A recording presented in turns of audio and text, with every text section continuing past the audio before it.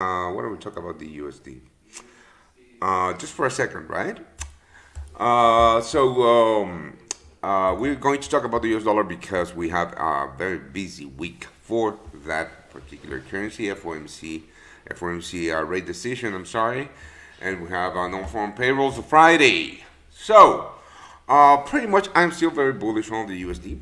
I keep continuing to look for that possible setup for a nice play like the one that I took on the pound. After it melted almost to parity, right? I'm still riding that pound at about 1,200 pips in profit. So I'm looking for that possible move on the USD too.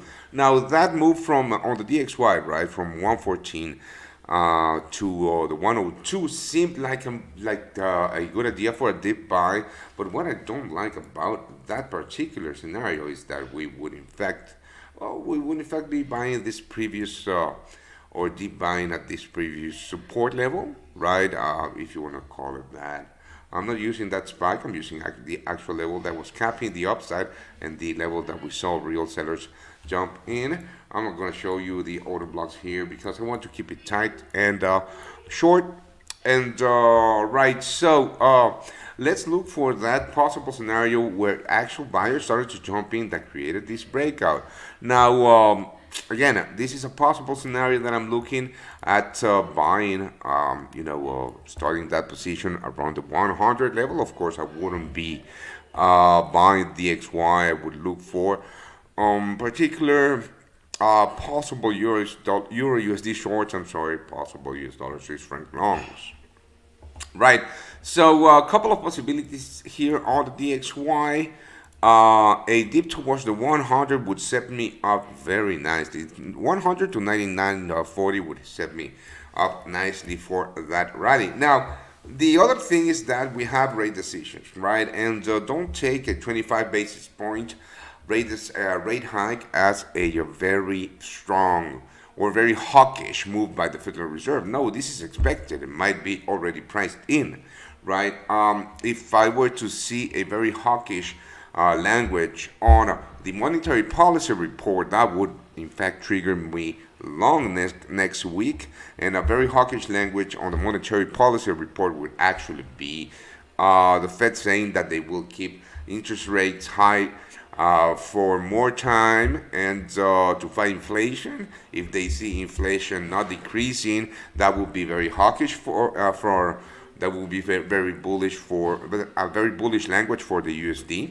Now, if they just pump interest rate by 25 basis points and the monetary policy reports not that hawkish, then the move to, the bullish scenario in the USD could be in fact very short-lived, and we could in fact be looking at possible shorts on the US dollar right here at this market inefficiency or imbalance, right?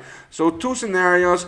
I am very comfortable with any one of them, more so because we do have this buy side liquidity that is still untaken, right?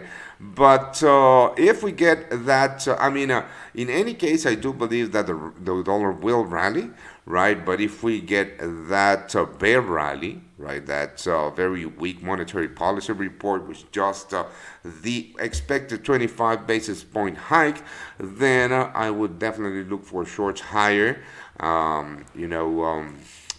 Eyeballing this chart is the daily chart, of course, and let's go to the hourly chart just to have a look at this past. It has been super choppy. Let me just delete this. This is just an indicator that shows me the ranges on each session. It's nothing really out of the ordinary.